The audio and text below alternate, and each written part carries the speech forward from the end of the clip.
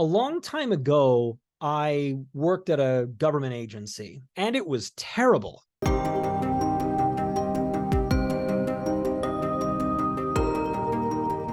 I mean, it was terrible. It was one of those jobs where on Sunday, it's not an enjoyable afternoon because all you can think about is that you have to go back to that office on Monday. I was about 2.5 years into this miserable experience, and I just realized I had to do something. I had to take a leap at trying to figure out where I needed to go. I had a bachelor's degree, but it wasn't really worth much in any particular profession.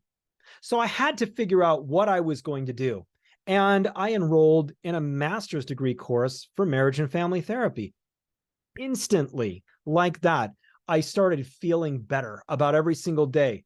The office was just as bad. The people were just as bad, but I knew that I had a light at the end of the tunnel. And if something happened at work, eventually I would be able to just go, that's fine.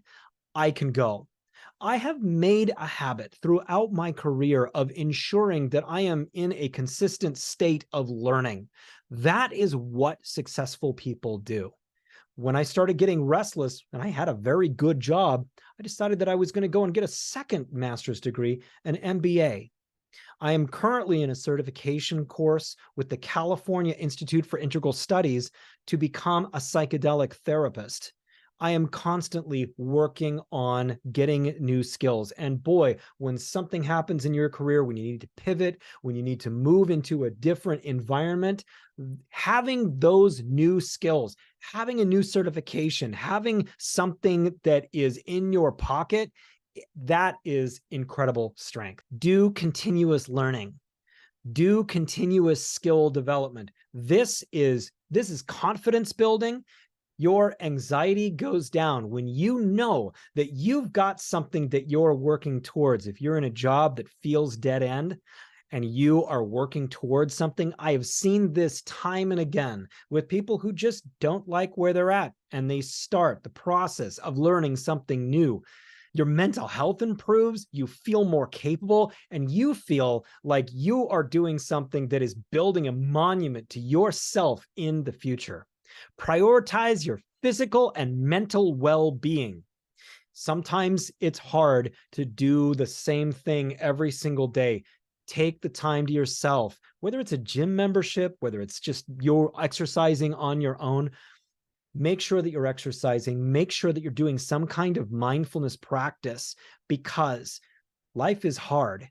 Eat good food, get sufficient sleep, do the right things for your mental well-being, and take mindfulness very seriously. I had a colleague at one point who used to constantly say, your network is your net worth. He was absolutely right. Do your networking, do your relationship building, meet the extra people because you have no idea the opportunities that come up when you just have the strength and the fortitude and the ability to just walk up and start talking to people. Make those personal relationships. I've had several opportunities to make friends with people in higher places than where I was, and those led to wonderful, lifelong, enriching relationships that have been very helpful through the years for me. I've obtained mentors through this. I've obtained promotions through the network of relationship building. It's been an incredible ride because of those relationships. Invest in yourself, invest in your passion, invest in your hobbies. That means that if you have thought about being something or doing something, don't get discouraged. See what it takes to be that person. Get in touch with somebody who's doing that thing. Get into the certification program, whatever it takes to start doing that thing. If there's no certification for that thing, what does it take to do that thing? Contact somebody doing it. Get a coach who specifically trains you how to use your skills, how to do it, and invest in yourself. Yeah, sometimes these things can be expensive, but I'll tell you what. If you're spending $10, $15, $20,000 on a certification program or a coach, that's not expensive.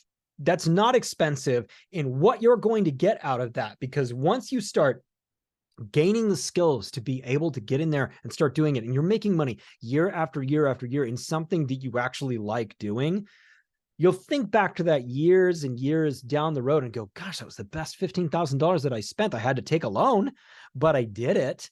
And now that $15,000 is paid off several times over because I actually enjoy going to work and I'm not drinking in the evening anymore. The last one is your financial planning and investing.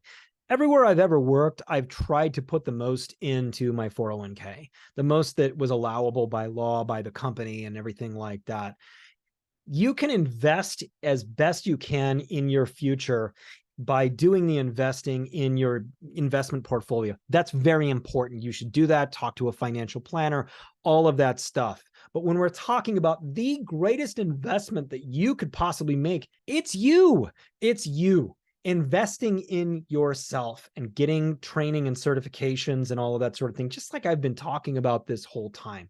It's very important for you to be handling your money in a really intelligent way. But when you're talking about the investment in yourself, that is something that you should be incredibly liberal about. You should be investing in yourself and making sure that you are putting the money into the training that you need to get where you need to go. Do not stagnate.